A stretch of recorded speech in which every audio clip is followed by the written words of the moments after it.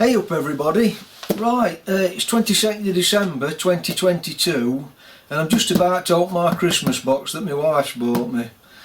I know it's 3 days early but I couldn't wait, I was chomping at bit. Anyway, what I'm about to say then is this is not a review, it's not a how-to video, it's just me doing this as an uninitiated beginner stroke novice, if you like. So what is it then? Well, it's a 5 kilowatt diesel heater.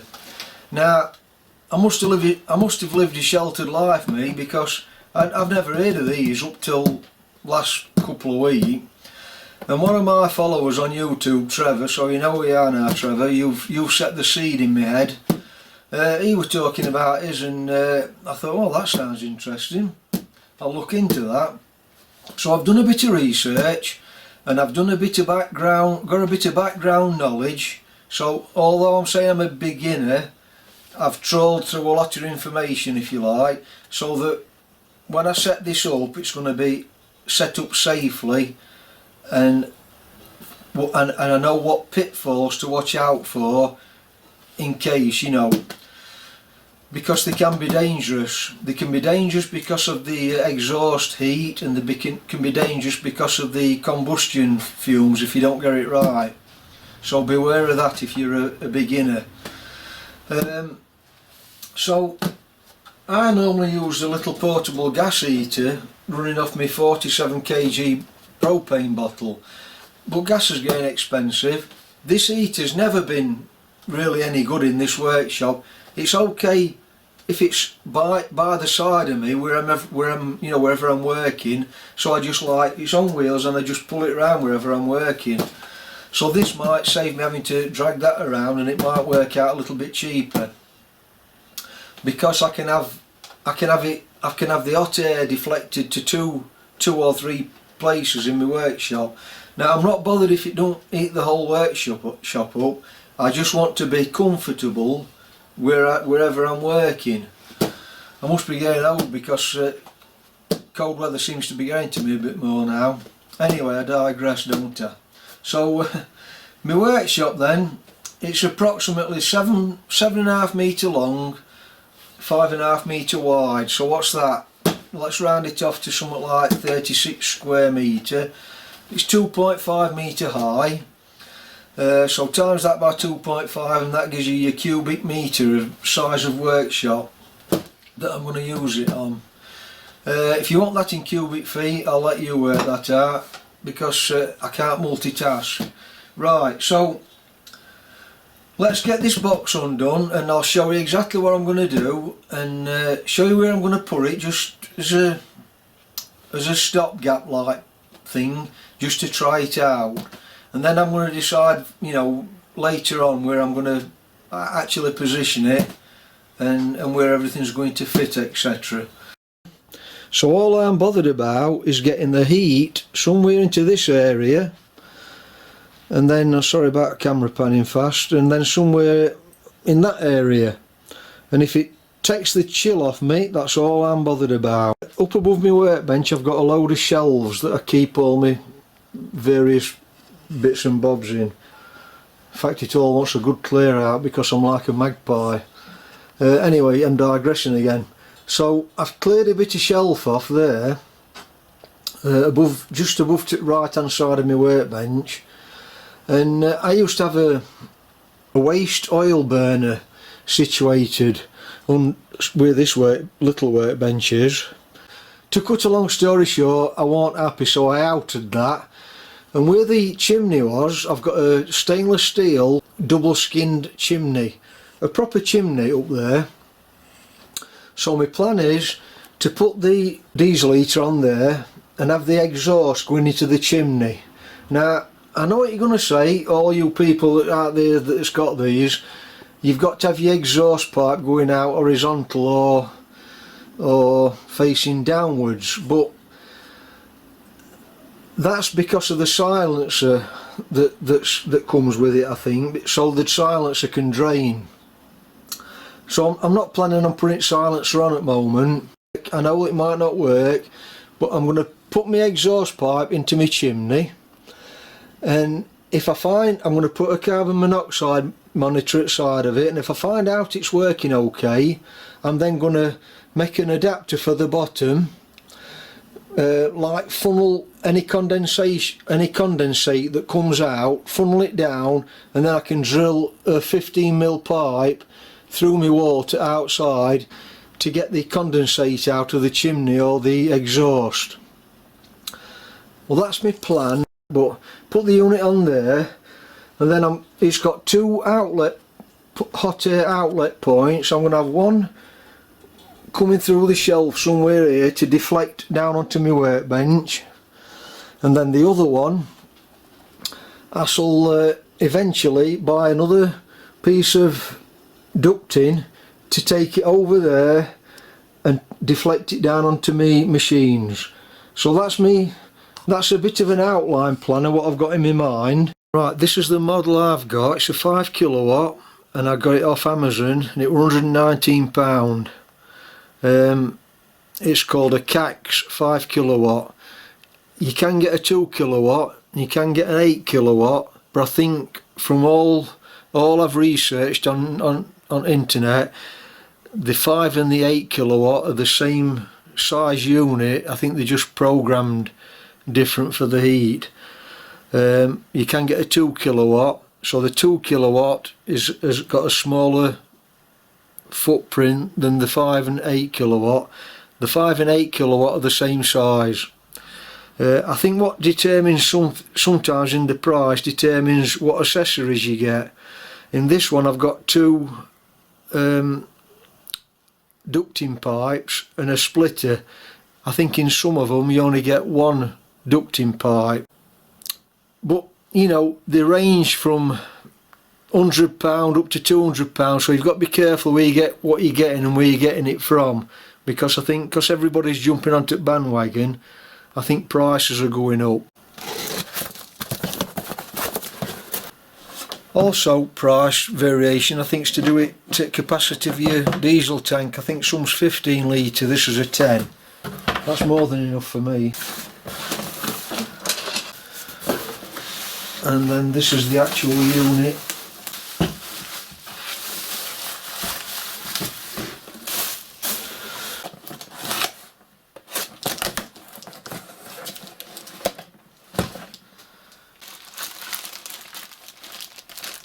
Control panel and remote. Looks like that's instructions. Looks like they've pushed the boat out with instructions, just one sheet. That looks like it's the silencer.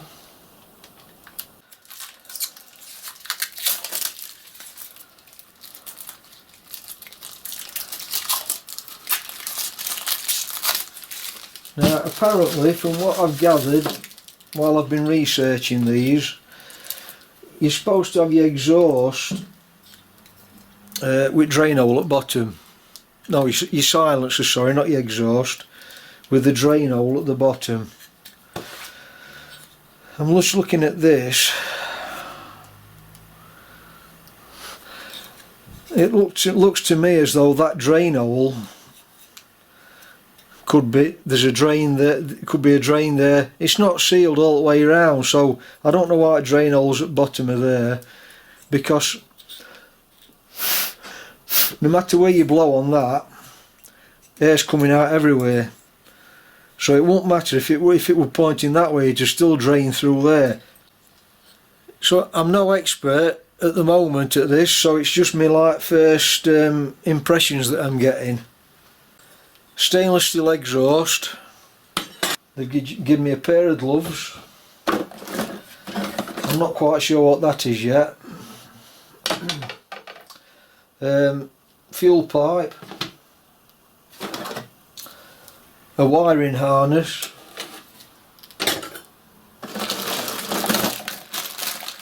A clamp kit for all the hoses.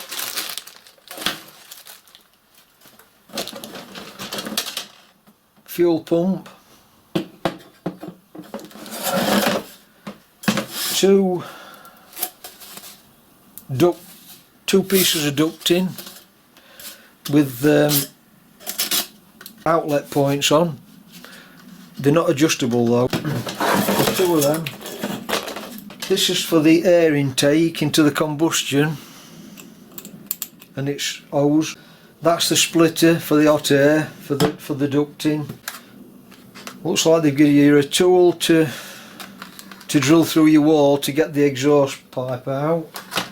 A load of screws in the bottom of the box that must have come out of that big bag, I think. I think that plate then must be to go on to the bottom of the unit to protect it from the heat.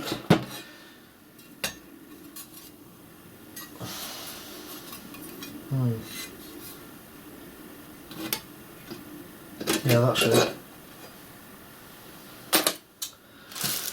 That's the exhaust, and that's for the air intake. We'll get to that when when I start fitting it together.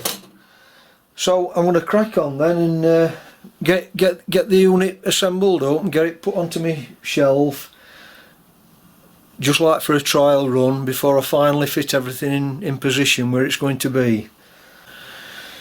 Just before I assemble all this together and set it up ready to fire it up, I'm just going to check inside and make sure there's a fuse.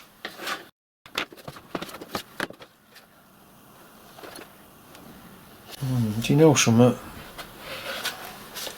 I can't see a fuse in there. I don't think there's a fuse in it. I think that must be the 12 volt wires, the thicker wires going into the control panel. Unless there's a fuse in this part,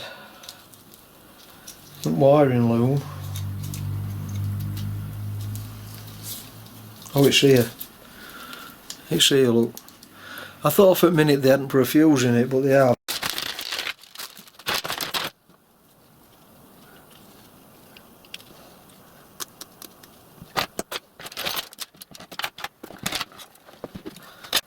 So instructions that's come with this then are next to useless. They just tell you how to use controller. They don't tell you how to assemble anything.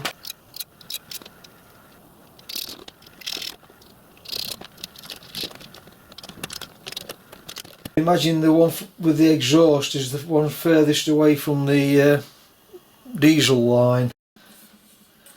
I think I might end up having to cut a piece off of that.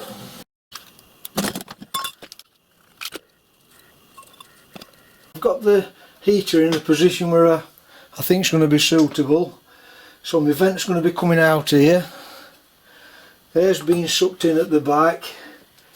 I've got the intake pipe to come across here to bring the air into the back one, and then the exhaust, I've drilled an hole inside of my chimney, and I'm going to put this 90-degree bend on once it's in the chimney, and then this elbow is going to just fit into there to direct the fumes up. Keep that nice and level. If that works okay and I don't get no fumes back, then I'll, like I said, I'll make a condensate trap here and take it through the wall for the condensation.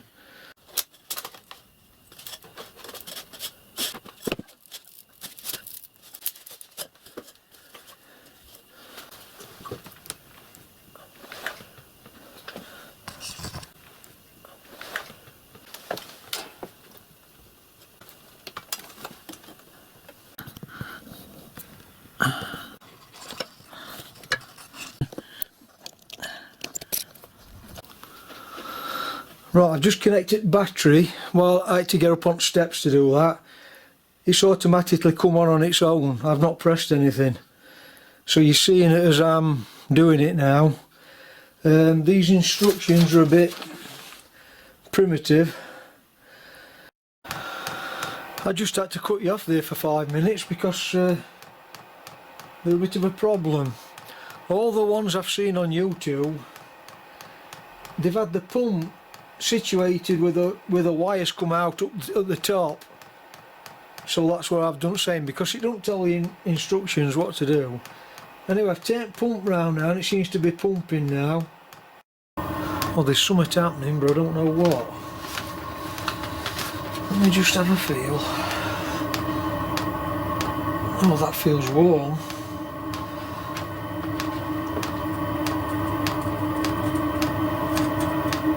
Yeah, that's hot. Exhaust pipe's hot.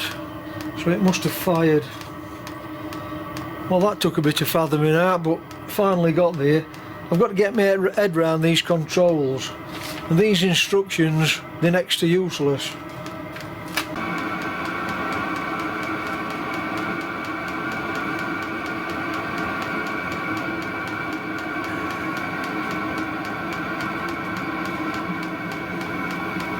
Took you off at stand for a minute, and just again I'll show you my setup. Now this is only a temporary setup.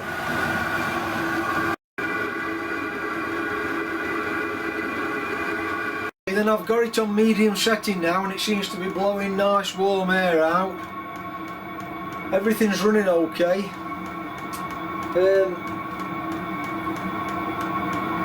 That's on, I think it's number 2 or number 3 setting. My chimney's drawing. Okay. I've got my carbon monoxide monitor in this area just to belt and brace it to make sure there's no fumes coming out. Once I've run it for a few hours and perhaps 2 or 3 days, and I know everything's okay, I'll get everything tidied up, get everything in its final position, sort the wiring out, make sure everything's lagged that needs to be lagged, split this ducting off, one for my workbench and one to go over to my machines, you know, in my machining area, and then I'll do a follow-up once I've done that and let you know how I've got on with it. Like I said, this is not a review and it's not an how-to, it's just me as a novice to these machines showing you how I've gone on and how it's turned out. Anyway, I'm starting to waffle now, so I'll sign off for now then, and thanks for watching. If you found that useful and informative, give me a thumbs up and a subscribe, I'd appreciate that. And I'll catch you on the follow up to this or my next video. So thanks for watching then, bye for now.